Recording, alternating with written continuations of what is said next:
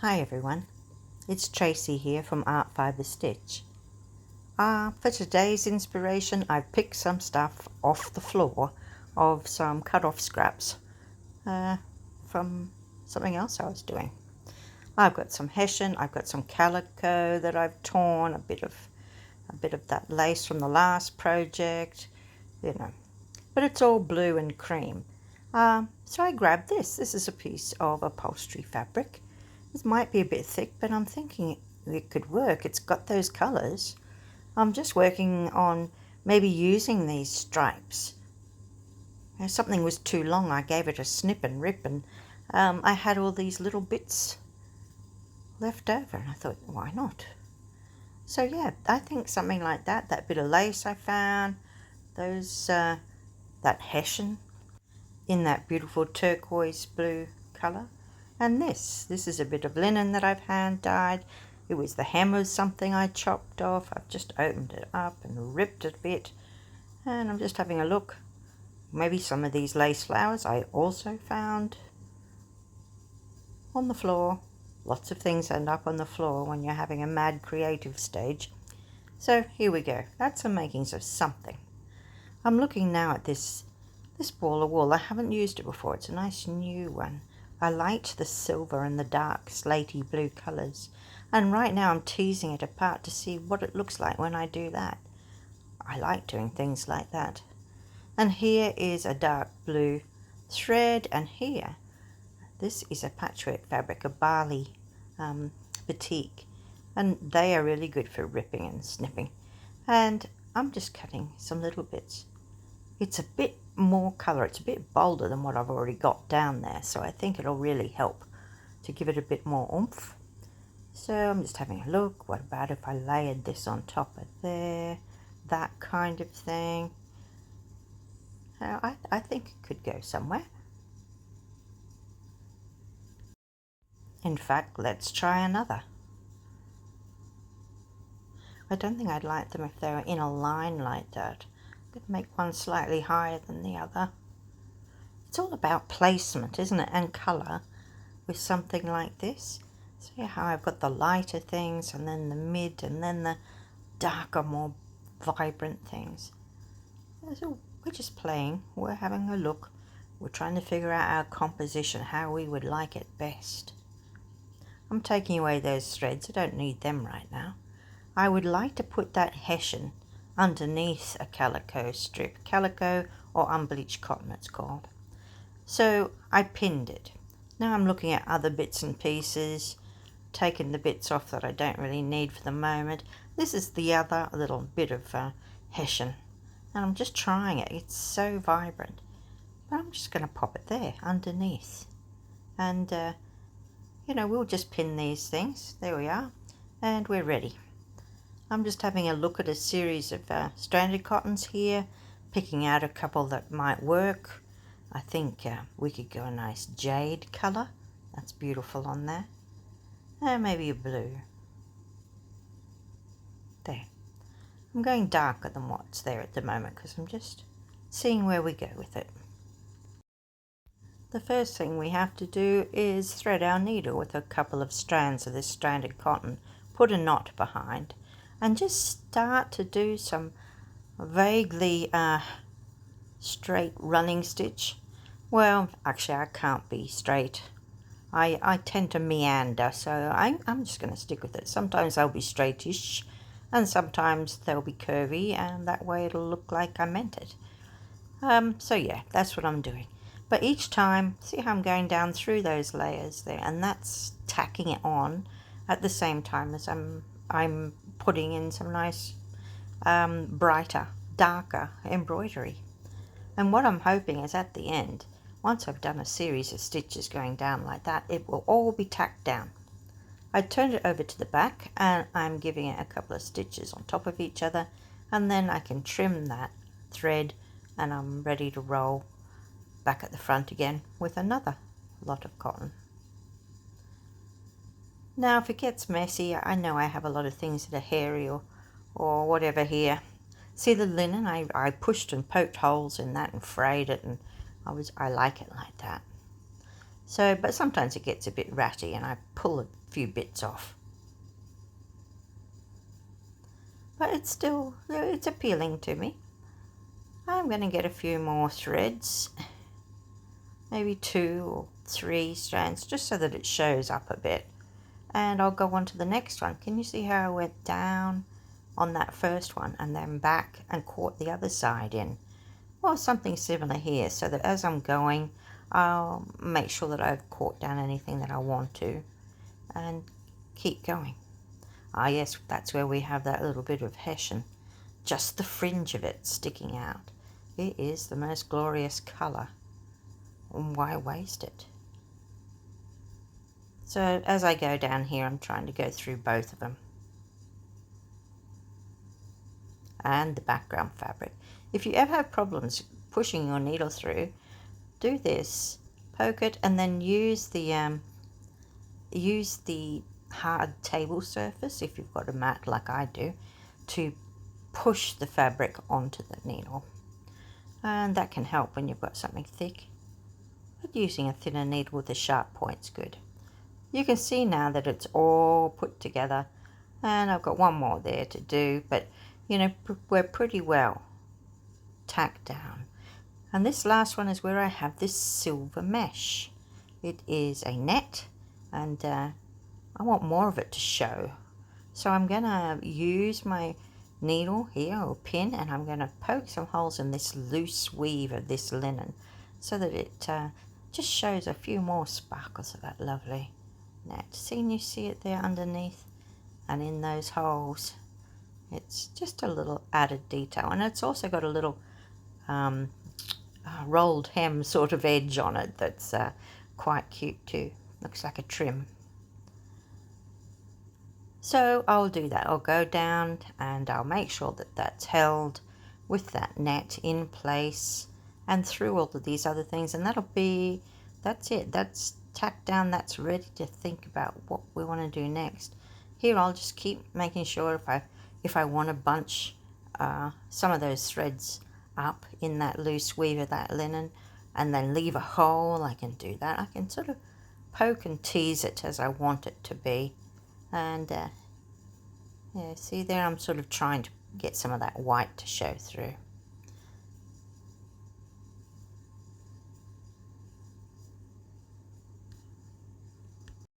And continuing on and getting just the tail end of that rolled piece of silver mesh or net. Yeah, and that's occasionally those things get in the way and you need to tidy up a bit. That's not a problem. I really do like that shredded look, and I like the way that we can get, we can make more of that background show through the holes of it. So whenever I finish, I go through to the back, I do a couple of stitches, and that's it. It's ready for the next. And here we go with this yarn that I was looking at. I'm trying to do this with it. I'm trying to tease it apart, seeing what it will do to make itself more interesting to me. We could just couch it on as it is, but this is something I like to try with a lot of different threads. See what it looks like when it's teased apart. This one's not doing it, fabulously, but it's something. And I've gotten some of this green cotton out, and this. Now this is something that does do it fabulously. If anyone knows what it is, I would love to know. But it pulls apart beautifully into this lacy, it's like a woven ribbon, but very shiny, very beautiful. And when it goes down, it just looks so delicate. Beautiful. Yeah, so through like that, I think I could quite imagine that would be nice. And the green, yes, I'll bring a little bit of that green in because I think it's nice to bring another colour in. It's all just blue and white at the moment, but we could add something else. So a little bit of green, I'm just fiddling here. I don't like it just to go straight across. I like it to sort of flow in one side and out the other. So I pop a little pin in when I sort of think it's about there. Then I want that one to start and this one here, just to hold it in place. And then I'll start stitching. Oh yes, I also have these I found, didn't I? It would be nice to have these bright white, nice lacy leaves. They're cut out from a piece of lace material. They have, it's embroidered on net, so there's net on the back of it, which you can see through. And it makes it very easy to sew things on. Yeah, okay, well I'll think about putting them on. Quite like it. And what else have we got? Let's start with getting these threads down first, because I know I want those. So I'm just going to, I can stitch through it. I can, you know how I've been shredding it apart. I could do little seed stitches. Loads of ways I can get that attached down. I can do a nice wavy line across, and sometimes going through it, sometimes going underneath it or above it, and going through it again, and then when I pass back I can get the bits I missed on the next wavy line. That's the idea anyway. As I get to the end I realize I've got a little bit left. I'm just going to curl it around and pop another little line in. Maybe I can get it look like it's going underneath that linen. So what are we doing? Well, we're mucking around with, like I said, mid-light dark of a colour. We're breaking it up. We have straight solid lines. We used our scraps, and then we're doing these fluid kind of lines over the other way. So it's a bit of both. It seems to work. So that's what I'm doing. I'm going through it like that, making sure this time that I'm going through that linen and something else I might have missed, and eventually everything will be held down. But let's have a closer look. Can you see? It's like a rick-rack. Remember that old braid? But it's a really nice look. And now I'm going through and I'm getting a few lines through. I've got some in that green that we got out, the crochet cotton. That's a really good source of colours. If you ever see balls of that at the charity shops. And see here now I've gotten this dark blue. It's a thick pearl cotton, and I'm just using it because it's see how we've got the two darker patches? This is sort of linking them and going through to the other side like that. So we've mainly just used a bit of a straight stitch, haven't we? It really is amazing what you can achieve with that simple straight stitch. Sometimes a running stitch, sometimes higgledy-piggledy like a seed stitch. Yes, I know it looks a little messy, so we'll give it a trim now. And suddenly it'll look a little bit better. If you've got any bits of frayed or whatever that you don't like, you can simply pull them out, tuck them under. Just work with it and see where you end up. But once I remove the bits that are hanging over the edge, I think that automatically looks better. Didn't that colourful print with that big geometric kind of design behind, didn't that work as a great background with those calico stripes? So I've still got to think, where am I going to put these little babies?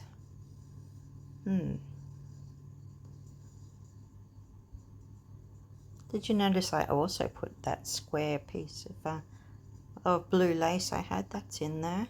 We've gone through that. We've managed to... I don't like that. See how both leaves are facing the same direction? Sometimes it's just about what you like, isn't it? And that could be coming in from a side or from the top or what have you. But before we go any further, why don't we have a look at it in a frame? It looks so much better. You can isolate the picture that you want. You know, and then it would be a waste doing any sewing below that point where those leaves are. That's not needed because I want more of that silver net to show at the top. So, you know, it allows you to concentrate on a certain area that you might like of your design. When I know where I want it, I'm just going to pop a couple of pins there to sort of remind me that's that's where they were when they were in that frame. That sort of works. And I love those lines in and out, and those little leaves down the bottom. See, we could have it down there, but no, more at the top. Yeah, I think that looks good. So we'll take that little frame off, and I'll realize not to do much down there anymore. And we'll get started again now. What do we need to do? Well, I'm looking at other bits and pieces. I love that silvery mesh. I've got a different type here, also silvery. I could bring something like that in if I want. You can certainly go over. You can layer up as much as you like. Here's a really green piece of hessian. And I thought, okay, I'll cut a little square out of that and I'll fray the edges. Let's see if that can go in there. That's nice to have, because it's all blue, to have something that you notice, you know, some change in it. Something that wasn't quite expected. So I try it in a few different places. See where I might like it. That's what it's all about, what you like. And, you know, balancing things. You know, if you have something in one corner, maybe I want something else, you know, on the other side. Just your ideal of what you think looks good. I popped a pin on that. I've put that underneath. I think that's okay. I'm just having a quick look here, see if there's anything I could possibly couch on. I've got all sorts. I've got this bobbly stuff. You know, no, I keep looking and I see different ones. Yes, I could use this purpley blue velour. That might be interesting. There is a little bit of purple in that, in the Bali Batik patchwork cotton. So yeah, that could work nice in there. But I keep looking. There's a bobbly one. Doesn't have quite the contrast that I'm after. Okay, here's one. It's a nice thick one. It's a blue and it goes through to a turquoise colour. Okay, yes, I'm having a look at that, but it's not really wowing me. This one, the baubles, like I say, it's a bit of nothing. I think I can use this though. This is very jewel-like colours that are brighter and deeper and more robust than the ones, the paler ones that are there. But the same colour, shade, just a different shade. So I'm looking here and I'm thinking, I really wouldn't want it to be just plonked down there in the centre. I'm thinking it needs a little, you know, a nice wave to it. It's nice to go in one side and lead the eye out the other. That's a bit of an arty thing to leave, to direct your eye in and out of a painting. Still liking it with that frame around. I think now, well, there's a black thread around this. I don't really need that. I'm just going to separate that out. There we go. I like that better. And yeah, something like that that'll go in and out. Like I say, it's better.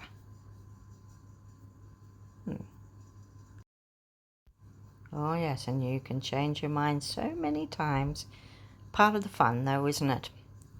What looks good where. So when I do get it where I want it, it's just going to be more of the same. I'm going to do some more running stitch. I'm going to go through and make sure that I get that held down on at least some of my stitches as I go across, and as I go back I'll pick a different wavy line.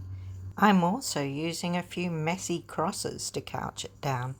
Once I've done a bit of that, I'm keeping that for the lower areas.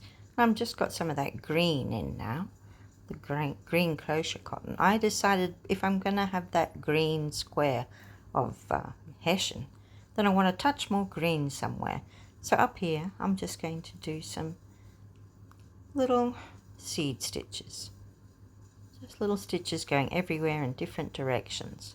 And that'll sort of shade that area and give us an idea of green. But what else have I got? That mesh. Look at that. I don't know, it sort of made it more intriguing. Everything always looks better, doesn't it, when you get that on, when you get that frame around it. So that little bit of, what is that, a mesh net? Probably something they use in hat making or something, but I have seen it used otherwise. I like it like this. It looks like greenery or something. Foliage of some description. Anyway, so I'll just do some lines through like I did to just make sure that that's held. I'll use this lovely hand-dyed one, and I'll go down in a wavy line to make sure I just get the edge and through the center of that green mesh, just the same as I did before.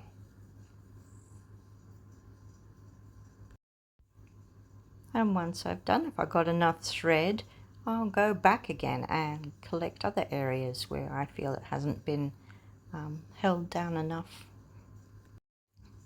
Let's have another close look. You know, as I get to this white flower, I'm thinking, oh, maybe I can do sort of a stem, you know, do a line. And then I'm also using it to go out in between some of those little leaves. Remember how I said there was a net in between? And that'll hold it down and, you know, give it a little touch more green. So I'll do the same sort of treatment on the other side, as you can see here. And we'll go make sure we catch that. And we've got those little bits in between those, like I told you.